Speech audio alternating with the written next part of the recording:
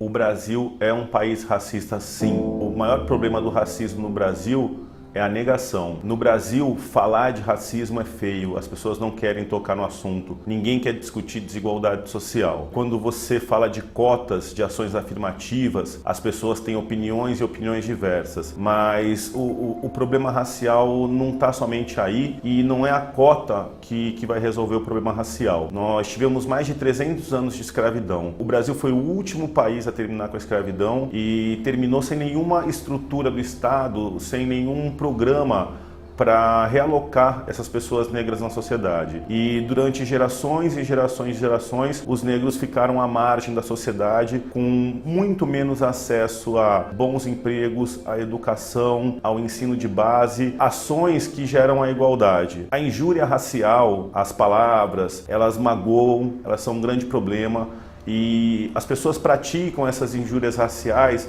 sem ter consciência do que elas estão falando. Tem uma música do Jorge Aragão que fala: se preto de alma branca para você é um exemplo da dignidade, para nós negros nos machuca e nos faz sofrer. Muitas vezes eu fui apresentado em lugares: olha, esse aqui é o da Cunha, ele é delegado de polícia, esse aqui é um preto de alma branca. Eu nunca repudiei, nunca falei nada, nem me sinto vitimizado, mas assim, aquela pessoa cresceu ouvindo injúrias raciais e ela continua propagando sem saber que aquilo machuca o irmão dela. 50% do país é negro. A maior desigualdade racial do Brasil não está nessas injúrias raciais, nessas palavras. Está no acesso. Eu sou delegado de polícia, somos mais de 2.000 delegados de polícia e eu conheço somente 4 delegados de polícia negros. Acredito que existam mais. Não temos ministros negros, tivemos um representante negro no STF e nos cargos de representatividade, nos cargos de poder, o número de negros é muito baixo. Na minha turma de delegados, éramos em 180 delegados, eu era o único negro. Na minha universidade, na faculdade de Direito, de 2.000 alunos na minha época, há 20 anos atrás, éramos em 3 alunos negros. Eu vou falar que não existe racismo no Brasil? Até quando? Eu nunca toquei nesse assunto antes, porque eu acho ele extremamente delicado. As pessoas, o brasileiro de um modo geral, ele acha que se o negro falar de desigualdade racial, o negro está se vitimizando e praticando um racismo reverso. E essa não é a verdade. Volto a falar, a injúria racial, ela machuca.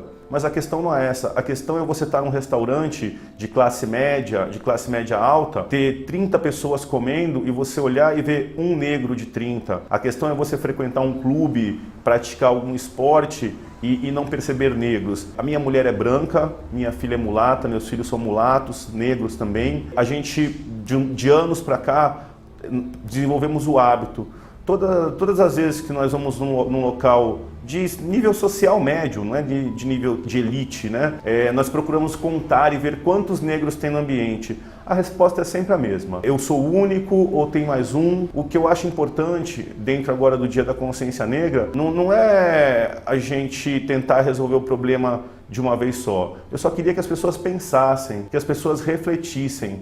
Essa injúria racial do negro de alma branca. Amigos meus falam isso pra mim várias vezes e acham que eu não fico magoado. Eu fico muito magoado. Mas assim, são meus amigos e eu repito, né? Eles não sabem o que eles estão falando. Se eu falar como negro, se eu colocar numa roda de pessoas brancas a questão da cota, na grande maioria das vezes eu vou ser atacado. Em relação à cota, eu concordo com a cota em parte. A cota, ela tem que ser para todo aquele que não teve acesso à educação, não somente para negro. Mas quando a gente fala disso, de todo aquele que não teve acesso, quando a gente chega na favela, a gente tem 70% de negros na comunidade e mais 30% de nordestinos. O número de pessoas brancas, de origem europeia e etc. é muito pequeno. A periferia é negra. Eu sou delegado de polícia, já aprendi mais de 4.000 pessoas. Todo dia eu tô vendo que a grande maioria das pessoas que estão infringindo a lei, que estão sendo presas, são negras. Eu converso com eles, eu pergunto.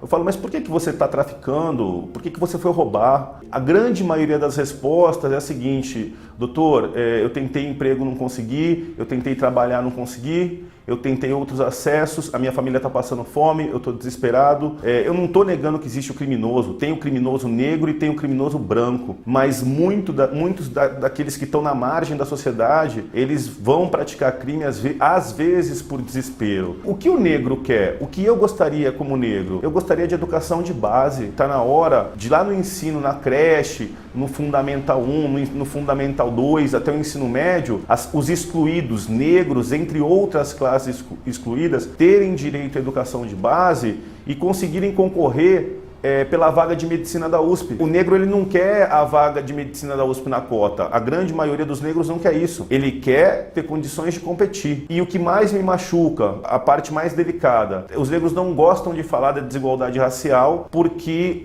tirando os próprios negros, o restante do Brasil nega. Então, quanto mais você vence na vida, minha mãe é semi-analfabeta, meu pai é semi-analfabeto, eu passei pelo judô, pelo esporte, passei pelo exército, fui oficial do exército, sou delegado de polícia, tive cargos de chefia e sempre olhei para o lado e sempre estava sozinho. E sempre muitos poucos negros nesses cargos de liderança, nos cargos de chefia. Mas tinha que ter mais negro por quê? Porque tem que ser igual? Porque é uma disputa? Não. Tinha que simplesmente ser isonômico. Tinha que ser automático. Se metade da população é negra, por que o negro está sempre na favela e na elite, nas lideranças o negro não está? Isso por si só mostra a desigualdade racial.